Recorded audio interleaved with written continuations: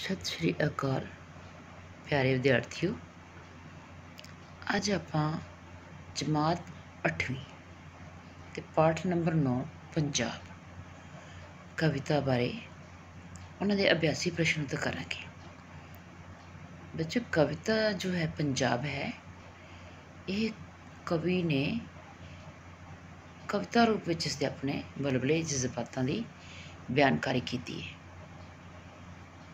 कविता बच्चों दो तरह की होंगी है, एक खुली कविता जिस छंदाबंदी का ख्याल नहीं रखा जाता, और दूसरी जो है वो छंदाबंदी का ख्याल च रख के सुर ताल लै तुकां दात मिला के कविता रची जाती है। तो इन्हां दे जो कवि हैं वो धनीराम चातरिक जी। धनीराम चातरिक बच्चों तुसी इनसैट उत्ते देखो, उन्हां दी फोटो तुहानूं दिखाई दे रही है कि एक कविता इस बजुर्ग धनीराम चातरिक कवि जी की लिखी हुई है। नीचे एक बच्चे पिक्चर दिखाई दे रही है, लड़कियां जो सोहना पहरावा पा के घगरे पाए हैं, कुर्तियां पाइया हैं, सिरों ते दुपट्टे लाए हैं, फुलकारियां उन्होंने उपर लिया हुई हैं, और नीचे बच्चों एक पिक दिखाई दे रही है, उस विच तुसी देख रहे हो कि कुछ नौजवान गभरू लड़के नौजवान जो हैं वो भंगड़ा पा रहे हैं, और नीचे फसल कनक दी है उसकी कटाई। कहने का भाव इसका संबंध विसाखी नाल दर्शाया जा रहा है, कि ढोल ढमके उत्ते नौजवान भंगड़े पा रहे हैं और खुशी का इजहार कर रहे हैं। तो बच्चों ये कविता साड़ी है पंजाब। तुसी कविता बारे तो बच्चों जान लिया है, इसके सलर तो असी कल कर लिया सर, तो हुण असी इसके अभ्यासी प्रश्न उत्तर करते हैं। बच्चों क्वेश्चन नंबर बच्चों साढ़े कोल एक है कि पंजाब कविता विच कवि ने पंजाब की भूगोलिक हालत का वर्णन किवें कीता है। बच्चों कवि लिखता है कि पंजाब के सिर उत्ते हिमालय का छत्र है, इसके खब्बे हत्थ जमुना रूपी बरशी ते सज्जे हत्थ अटक रूपी खड़क है। कहने का भाव जमुना नदी जो दरिया की तरह दरिया है, एक नदी है, एक बरशी का काम दे रही है। जब बरशी असी दुश्मन तो अपने आप को बचाना हो तो उसका वार बरशी के नाल उसका सामना करके उसका दे देंगे जवाब। और सज्जे हत्थ अटक अटक रूपी खड़क, अटक बच्चों दरिया है तो खड़क का मतलब तलवार है। कहने का भाव दुश्मनों ठल पाते हैं कि फटाफट दुश्मन साढ़े उत्ते हमला नहीं कर सकता, पहला उसनों ये सारिया जो रुकावट हैं ये पार करके ही साढ़े कोल पहुँचना पेगा। इस तरह कवि ने कुछ भूगोलिक स्थिति का वर्णन किया है। नैक्सट क्वेश्चन बच्चों, कविता विच कवि पंजाब दीयां मुटियारां दी सिफत किवें करदा है। कवि कहता है कि पंजाब दीयां मुटियारां बहुत ही सुंदर हैं, उन्हां दे नैन मटकीले ते चेहरे जलाली भरपूर हैं, हार श्रृंगार करके वो बहुत फबदियां हैं।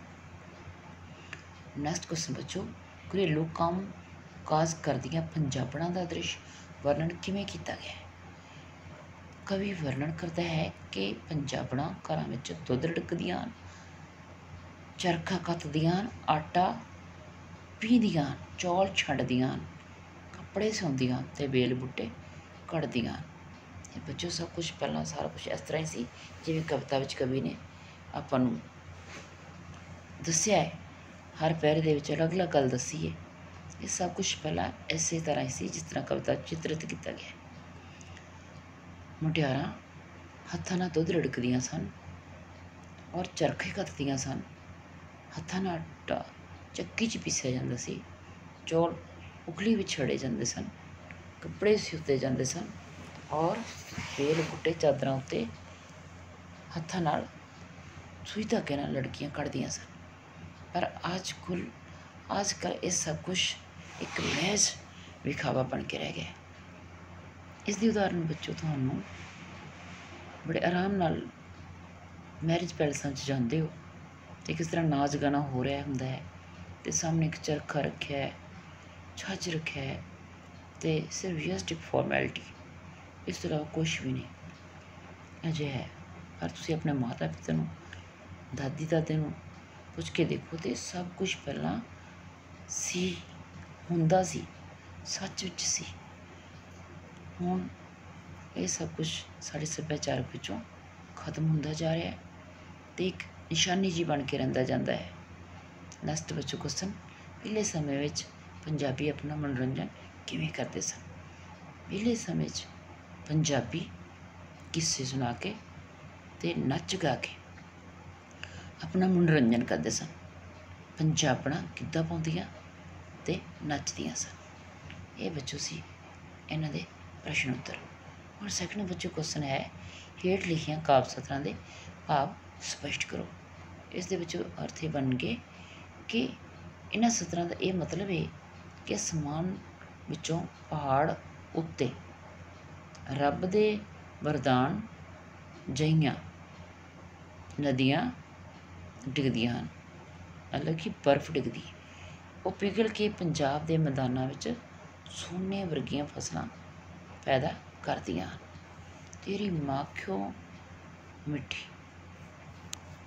ਬੱਚੋ ਪਹਿਲੀ ਜੋ ਕਵਿਤਾ ਸੀ ਉਸ ਦੀਆਂ ਕਾਵਿ ਸਤਰਾਂ ਸੀ, ਅਰਸ਼ੀ ਬਰਕਤ ਨੂੰ ਰੂਹ ਵਾਂਗ ਉਤਰ, ਚਾਂਦੀ ਦੇ ਢੇਰ ਲਗਾਉਂਦੀਆਂ, ਚਾਂਦੀ ਢਲ ਕੇ ਵਿਛਦੀ ਅਤੇ ਸੋਨਾ ਬਣਦੀ ਜਾਂਦੀ। ਮਤਲਬ ਕਿ ਅਸਮਾਨ ਵਿੱਚੋਂ ਪਹਾੜਾਂ ਉੱਤੇ ਰੱਬ ਦੇ ਪੈਦਾ ਕੀਤੇ ਹੋਏ ਪਰਬਤ ਨੇ, ਪਹਾੜ ਨੇ, ਜਿਨ੍ਹਾਂ ਉੱਤੇ ਬਰਫ਼ ਡਿੱਗਦੀ ਹੈ। ਇਹ ਬਰਫ਼ ਪਿਘਲ ਕੇ ਪੰਜਾਬ ਦੇ ਮੈਦਾਨਾਂ ਵਿੱਚ ਆਉਂਦੀ ਹੈ, ਪਾਣੀ ਦੇ ਰੂਪ ਵਿੱਚ ਸਿੰਜਦੀ ਖੇਤਾਂ ਨੂੰ, ਅਤੇ ਉੱਥੇ ਸੋਨੇ ਵਰਗੀਆਂ ਫਸਲਾਂ ਪੈਦਾ ਹੁੰਦੀਆਂ ਹਨ। ਇਸ ਤੋਂ ਪਿੱਛੋਂ ਨੈਕਸਟ ਜਿਹੜੀਆਂ ਸਤਰਾਂ ਨੇ ਉਹਨਾਂ ਦੇ ਅਰਥ ਨੇ ਸਾਡੇ, ਤੇਰੀ ਮਾਖਿਓ ਮਿੱਠੀ ਬੋਲੀ ਦੀ ਸਿਫਤ ਕਰਦਿਆਂ ਜੀਣਾ ਰੱਜਦਾ ਏ, ਉਰਦੂ ਜਹੀ ਉਰਦੂ ਹਿੰਦੀ ਦਿਆਂ ਸਾਜ਼ਾਂ ਵਿੱਚ ਸੁਰ ਤਾਲ ਤੇਰਾ ਹੀ ਵੱਜਦਾ ਏ। ਉਪਰੋਕਤ ਸਤਰਾਂ ਦਾ ਭਾਵ ਹੈ ਕਿ ਪੰਜਾਬ ਦੀ ਸ਼ਹਿਦ ਨਾਲੋਂ ਮਿੱਠੀ ਬੋਲੀ ਦੀ ਪ੍ਰਸ਼ੰਸਾ ਕਵੀ ਦਾ ਕਰਦਿਆਂ ਦਿਲ ਨਹੀਂ ਭਰਦਾ। ਉਰਦੂ ਅਤੇ ਹਿੰਦੀ ਦੇ ਸਾਜ਼ਾਂ ਵਿੱਚ ਵੀ ਪੰਜਾਬ ਦਾ ਹੀ ਸੁਰ ਤਾਲ ਗੂੰਜਦਾ ਹੈ, ਮਤਲਬ ਕਿ ਉਸ ਨੂੰ ਹਿੰਦੀ ਜਾਂ ਉਰਦੂ ਉੱਤੇ ਪੰਜਾਬੀਅਤ ਦਾ ਰੰਗ ਹੀ ਚੜ੍ਹਿਆ ਹੋਇਆ ਕਵੀ ਨੂੰ ਮਹਿਸੂਸ ਹੁੰਦਾ ਹੈ। ਤੇਰੇ ਜ਼ਰੇ ਜ਼ਰੇ ਅੰਦਰ ਅਪਣਤ ਜਿਹੀ ਕੋਈ ਵੱਸਦੀ ਏ, ਤੇਰੀ ਗੋਦੀ ਵਿੱਚ ਬਹਿੰਦਿਆਂ ਹੀ ਦੁਨੀਆ ਦੀ ਚਿੰਤਾ ਨੱਸਦੀ ਏ। ਇਸ ਉਪਰੋਕਤ ਸਤਰ ਦਾ ਭਾਵ ਹੈ ਕਿ ਪੰਜਾਬ ਦੇ ਕਣ ਕਣ ਵਿੱਚ ਆਪਣੇਪਨ ਦੀ ਭਾਵਨਾ ਭਰੀ ਹੋਈ ਹੈ। ਇੱਥੇ ਆਉਂਦਿਆਂ ਹੀ ਸਾਰੇ ਜਹਾਨ ਦੀਆਂ ਫਿਕਰਾਂ ਮੁੱਕ ਜਾਂਦੀਆਂ, ਟੈਨਸ਼ਨਸ ਖਤਮ ਹੋ ਜਾਂਦੀਆਂ। ਔਖੇ ਸ਼ਬਦਾਂ ਦੇ ਅਰਥ ਵਿੱਚੋਂ ਕਵਿਤਾ ਦੇ ਵਿੱਚ ਸਾਹਮਣੇ ਲਿਖੇ ਹੁੰਦੇ ਹਨ ਅਤੇ ਤੁਸੀਂ ਧਿਆਨ ਨਾਲ ਪੜ੍ਹ ਲੈਣਾ ਹੈ ਅਤੇ ਖੁਦ ਕਰ ਲੈਣੇ ਹਨ। ਇਸ ਤੋਂ ਬੱਚੋਂ ਅੱਗੇ ਹੁੰਦੇ ਹੈ ਸ਼ਬਦਾਂ ਨੂੰ ਵਾਕਾਂ 'ਚ ਵਰਤੋ। ਸ਼ਬਦਾਂ ਨੂੰ ਜਦੋਂ ਵੀ ਅਸੀਂ ਵਾਕਾਂ 'ਚ ਵਰਤਣਾ ਹੈ, ਜ਼ਰੂਰੀ ਨਹੀਂ ਕਿ ਅਸੀਂ ਜੋ ਲੈਸਨ ਪੜ੍ਹਿਆ ਹੈ ਉਸ ਦੇ ਆਧਾਰਿਤ ਹੀ ਅਸੀਂ ਵਾਕ ਬਣਾਉਣੇ ਹੁੰਦੇ ਹਨ, ਸਗੋਂ ਕਿ ਆਪਣੀ ਸ਼ਬਦਾਵਲੀ 'ਚ ਵਾਧਾ ਕਰਦੇ ਹੋਏ, ਸ਼ਬਦ ਭੰਡਾਰ 'ਚ ਵਾਧਾ ਕਰਦੇ, ਆਸੇ ਪਾਸੇ ਦੇ ਵਾਤਾਵਰਨ ਮਾਹੌਲ ਵਿੱਚੋਂ ਵੀ ਅਸੀਂ ਇਹਨਾਂ ਵਾਕਾਂ ਦੀ ਰਚਨਾ ਰਚ ਸਕਦੇ ਹਾਂ। ਬਰਕਤ, ਏਕੇ ਵਿੱਚ ਬਰਕਤ ਹੁੰਦੀ ਹੈ। ਏਕੇ ਦਾ ਮਤਲਬ ਸਾਨੂੰ ਰਲ ਮਿਲ ਕੇ ਰਹਿਣਾ ਚਾਹੀਦਾ ਹੈ। ਨਿਰਾਲੀ, ਪੰਜਾਬ ਦੀ ਸ਼ਾਨ ਨਿਰਾਲੀ ਹੈ, ਵੱਖਰੀ। ਹਿੰਮਤ, ਸਾਨੂੰ ਕਦੇ ਵੀ ਹਿੰਮਤ ਨਹੀਂ ਹਾਰਨੀ ਚਾਹੀਦੀ। ਸਿਫਤ, ਚੰਗੇ ਕੰਮ ਦੀ ਸਾਰੇ ਸਿਫਤ ਕਰਦੇ ਹਨ। ਸੁਰ ਤਾਲ, ਗਾਇਕ ਬੜੇ ਸੁਰ ਤਾਲ ਵਿੱਚ ਗਾ ਰਿਹਾ ਸੀ।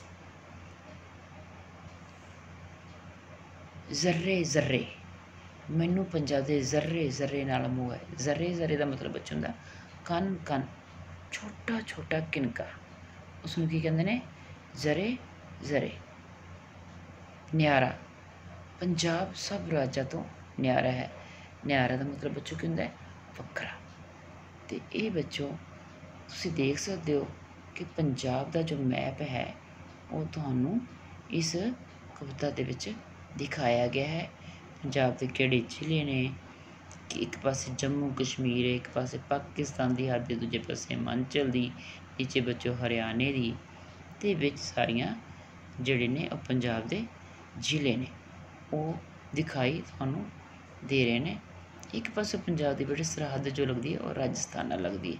ਇਸ ਦੀ ਭੂਗੋਲਿਕ ਸਥਿਤੀ ਤੁਸੀਂ ਬੜੇ ਆਰਾਮ ਨਾਲ ਇਸ ਕਵਿਤਾ ਦੇ ਵਿੱਚ ਸਮਝ ਸਕਦੇ ਹੋ। ਇਹ ਤੁਹਾਡੀ ਦੋਨੋਂ ਪਾਸੋਂ ਕਵਿਤਾ ਕਵਰ ਹੋ ਰਹੀ ਹੈ, ਦੋ ਵਿਸ਼ਿਆਂ ਨਾਲ ਕੋਰਿਲੇਟ ਹੋ ਰਹੀ ਹੈ। ਇੱਕ ਪਾਸੇ ਵਿੱਚ ਸਮਾਜਿਕ ਸਿੱਖਿਆ ਔਰ ਦੂਸਰੇ ਪਾਸੇ ਪੰਜਾਬੀ ਭਾਸ਼ਾ। ਅਤੇ ਇਹ ਬੱਚੋ ਆਪਾਂ ਲੈਸਨ ਜੋ ਕੀਤਾ ਹੈ ਇਹ ਪੰਜਾਬ ਕਵਿਤਾ ਕੀਤਾ ਹੈ। ਇਹ ਧੰਨਰਾਮ ਚਾਤ੍ਰਿਕ ਜੀ ਦੀ ਲਿਖੀ ਹੋਈ ਸੀ ਅਤੇ ਮੈਨੂੰ ਉਮੀਦ ਹੈ ਕਿ ਤੁਸੀਂ ਧਿਆਨ ਨਾਲ ਕਵਿਤਾ ਸੁਣ ਲਈਏ, ਇਸ ਦੇ ਪ੍ਰਸ਼ਨ ਉੱਤਰ ਸਮਝ ਲਏ ਹਨ ਅਤੇ ਕੱਲ੍ਹ ਤੁਸੀਂ ਆਪਣਾ ਇਹਨੂੰ ਅੱਗੀਆਂ ਕਾਪੀਆਂ ਉੱਤੇ ਕਰਕੇ ਬੱਚੋ ਲਿਆਉਣਾ ਹੈ। ਧੰਨਵਾਦ। Thank you.